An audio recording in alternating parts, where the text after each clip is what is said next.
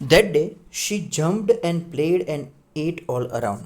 હવે ચાંદની ટેકરી ઉપર પહોંચી ગઈ, હિલ ઉપર પહોંચી ગઈ, અને એ દિવસે શી જમ્પ્ડ તે તો કૂદવા લાગી, એન્ડ પ્લેડ અને રમવા લાગી, એન્ડ એટ ઓલ અરાઉન્ડ અને આસપાસ બધું જ લીલું ઘાસ, લીલા પાંદડા ખાવા લાગી. She was on the top of the world. તે ખૂબ ખુશ હતી. On the top of the world એટલે ખૂબ ખુશ હોવું. She was on the top of the world. એ દિવસે તે ખૂબ જ ખુશ હતી. It was happiest day in ચાંદનીઝ લાઈફ. તે ચાંદનીના જીવનનો સૌથી ખુશીનો દિવસ હતો. The sun disappeared behind the hills. સૂર્ય હવે ટેકરીઓ પાછળ અદૃશ્ય થઈ ગયો. ડિસએપિયર એટલે અદૃશ્ય થવું. સૂર્ય ટેકરીઓ પાછળ અદૃશ્ય થઈ ગયો, મતલબ હવે ધીરે ધીરે સાંજ પડવા લાગી. Soon the darkness covered the grass, the flowers and એટલે ધીરે ધીરે હવે અંધારું કવર કરવા લાગ્યું ઘાસને, ફૂલોને, એન્ડ ધ ટ્રીઝ અને વૃક્ષોને. એટલે અંધારાને કારણે હવે ઘાસ, ફૂલો અને વૃક્ષો બધું જ કવર થઈ ગયા અંધારામાં. મતલબ હવે સાંજ પડી ગઈ અને સાંજ પછી ધીરે ધીરે રાત્રિ થઈ ગઈ. અંધારાએ ઘાસ, ફૂલો અને વૃક્ષોને કવર કરી દીધા. The wind stopped blowing. Wind એટલે પવન, બ્લો એટલે ફૂંકાવું. વિન્ડ સ્ટોપ બ્લોઈંગ એટલે કે પવન ફૂંકાવાનો બંધ થઈ ગયો.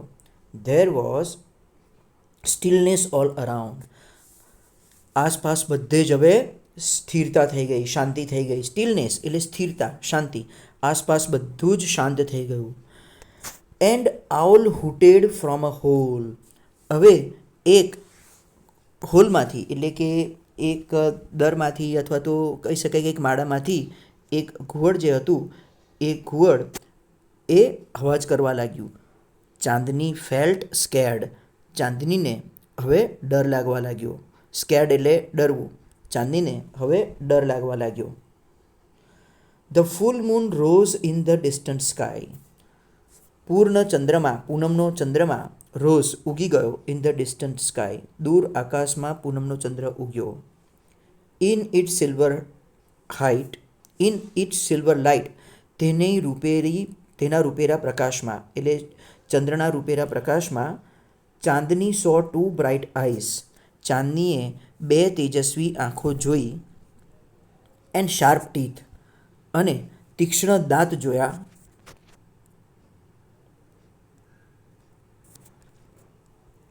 મૂવિંગ સ્લોલી ટુવર્ડ્સ અર્થ. જે ધીરે ધીરે તેની તરફ આવી રહ્યા હતા. એટલે ચાંદનીએ તેની તરફ આવતા બે બ્રાઇટ આઈસ, બે તેજસ્વી આંખો અને તીક્ષ્ણ દાંતને પોતાની તરફ આવતા જોયા. The devil was not in a hurry. રાક્ષસ થોડો પણ ઉતાવળમાં ન હતો. ધ ડેવિલ એટલે રાક્ષસ થોડો પણ ઉતાવળમાં હતો નહીં. He knew that this goat was also his food. તે જાણતો હતો, એ ડેવિલ જાણતો હતો કે હવે આ બકરી પણ તેનું ભોજન બનવાની હતી. હવે આ ડેવિલ એટલે બીજું કોઈ નહીં પણ આ હિલ ઉપર ફરતું એક વરુ હતું, એની વાત થઈ છે.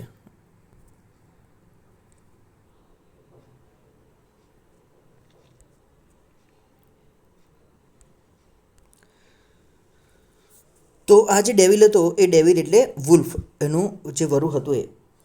The wolf and the goat struck their heads with each અધર.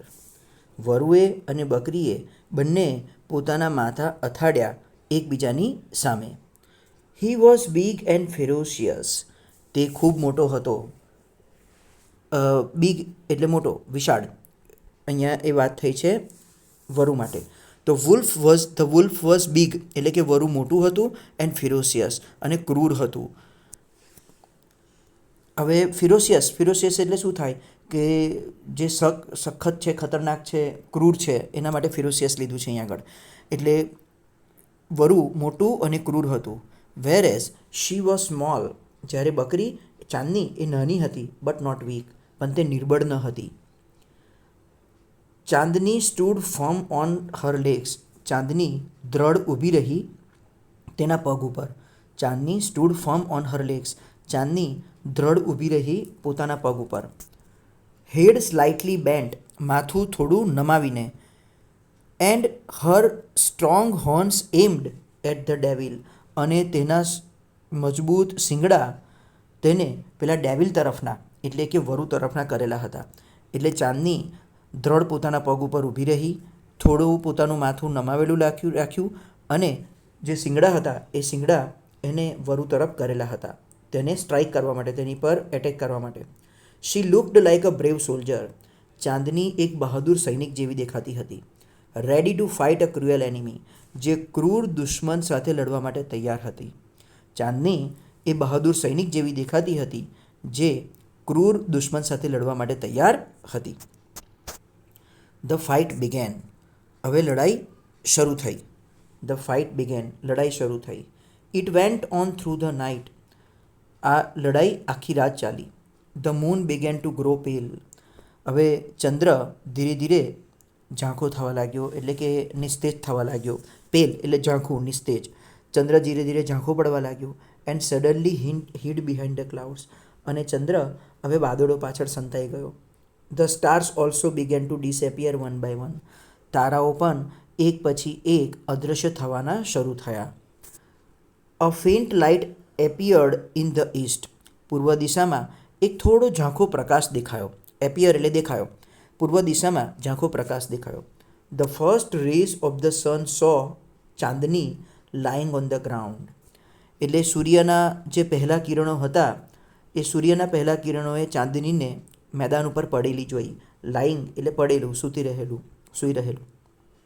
સૂર્યના પહેલાં કિરણોએ ચાંદનીને ગ્રાઉન્ડ ઉપર એટલે કે મેદાન ઉપર પડેલી જોઈ. She was completely soaked in blood. તે સંપૂર્ણ લોહીલુહાન હતી. એટલે ચાંદની મેદાન ઉપર પડેલી હતી અને તે સંપૂર્ણ લોહીલુહાન હતી. ધ વુલ્ફ અને વરુ ટાયર્ડ એન્ડ સ્લીપી. જે થાકી ગયું હતું અને જે થોડી હવે એને ઊંઘ આવતી હતી એવું વરુ વોઝ ગેટિંગ રેડી ટુ ડિવર હર. હવે વરુ તેને ખાવા માટે તૈયાર હતું. એનો મતલબ એવો થયો કે રાત્રિ દરમિયાન બંને વચ્ચે લડાઈ થઈ સખ્ત.